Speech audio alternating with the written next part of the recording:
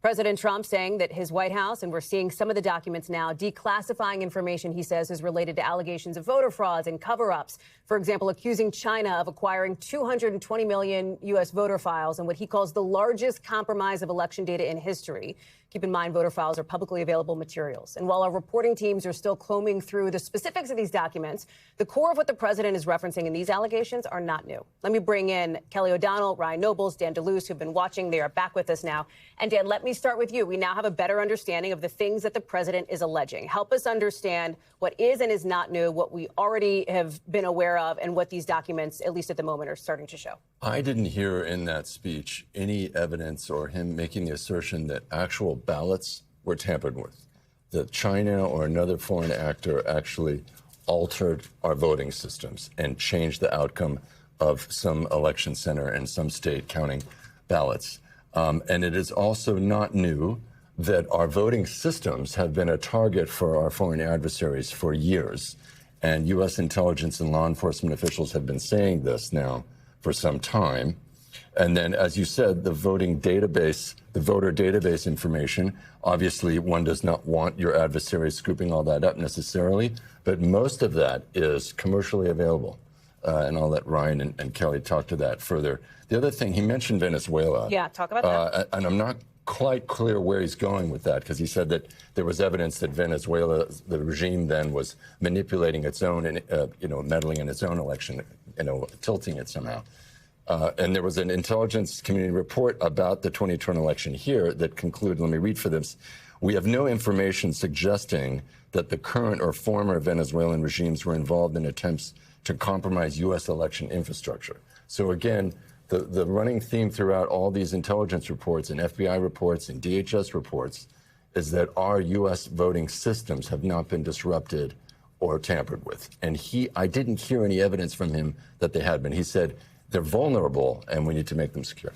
And explain that, the issue of vulnerabilities, which, we know is something that exists. Kelly, certainly it's different than what the major players on the world stage, China, Iran, Russia, are always trying to use their tools to get knowledge about the American system and to influence it, trying to change voters' minds before they get into the ballot box more often than not.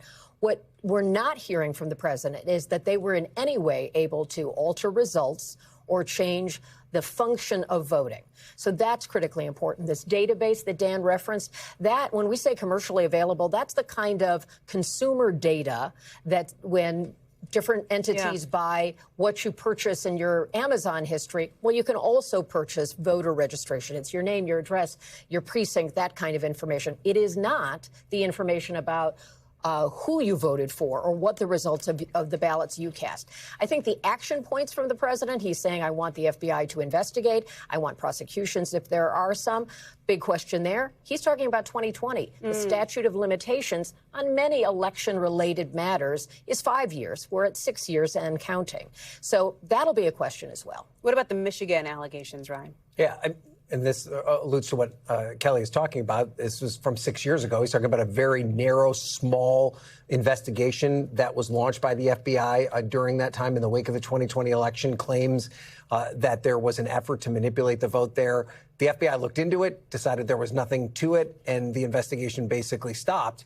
He's alleging that it was the Biden Justice Department that looked the other way because they didn't want the results of this. Now, this is from Muskegon. That's not necessarily the most democratic area in the state of Michigan. But the idea that you would cherry pick this one specific precinct, this one specific county in one specific state, and then allege that the entire country is the victim of vast voter fraud, I think you'd have to raise your eyebrows about that and say whether or not that's an indication of something greater. Now, do they find new evidence that they have uncovered as a result of this? Could they find people that are guilty of voter fraud? That's not impossible, but would it change the results of the 2020 election? That's almost impossible. And the other point I would make, too, bouncing off of what Kelly said about the vulnerabilities, yes, there are the possibility that individual voting systems in individual places could be vulnerable. But we have 50 different states that run 50 different elections in every presidential cycle. The idea that one foreign actor could get in and manipulate enough of those to overturn or change the results of the election without being caught is nearly impossible. That's part of the reason that we set up the system the way that we did. And there is simply no evidence that that's ever occurred. And the president did not provide that evidence tonight. Let me go to our senior reporter, Jane Tam, who covers this very topic, election administration. We thank you for watching. And remember, stay updated on breaking news and top stories on the NBC News app or watch live on our YouTube channel.